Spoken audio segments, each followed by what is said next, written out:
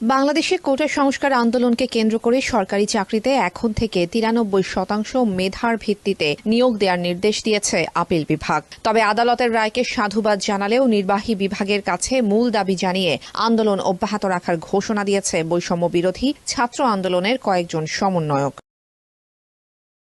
সমন্বয়কদের অভিযোগ, শিক্ষার্থীদের আন্দোলন দমন করতে অনেক বিক্ষোভকারীকে হত্যা করা হয়েছে। ২ জন সমন্বয়ক নিখোঁজ রয়েছেন। প্রকৃত ঘটনা ধামাচাপা দিতে সরকার ইন্টারনেট সেবা বন্ধ রেখেছে। তাই দাবি বাস্তবায়ন না হওয়া পর্যন্ত দেশব্যাপী চলমান কমপ্লিট শাটডাউন কর্মসূচি চলবে।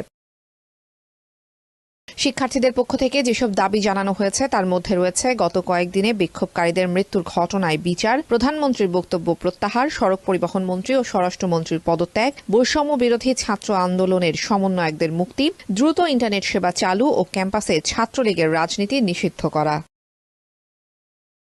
এদিকে কোটা নিয়ে আপিল বিভাগ যে রায় দিয়েছে তাকে স্বাগত জানিয়েছে বাংলাদেশ সরকার। রায়ের পর এক প্রতিক্রিয়ায় দেশটির আইনমন্ত্রী আনিসুল হক আপিল বিভাগের এই রায়কে অত্যন্ত বিচক্ষণ বলে সাংবাদিকদের কাছে মন্তব্য করেন। এ সময় আদালতের নির্দেশ অনুযায়ী দ্রুততম সময়ের মধ্যে প্রজ্ঞাপন জারি করা হবে বলেও জানান তিনি। সাধারণ ছুটি চলমান থাকায় প্রজ্ঞাপন দিতে দেরি হওয়ার কথা বলছেন কর্তৃপক্ষ। আর আটককৃতদের মুক্তি দিয়ে ইন্টারনেট ব্যবস্থা চালুর মধ্য দিয়ে যোগাযোগ ব্যবস্থা সচল করলে সম্মিলিত দাবি দাওয়া উত্থাপন করার কথা বলছেন আন্দোলনকারীরা।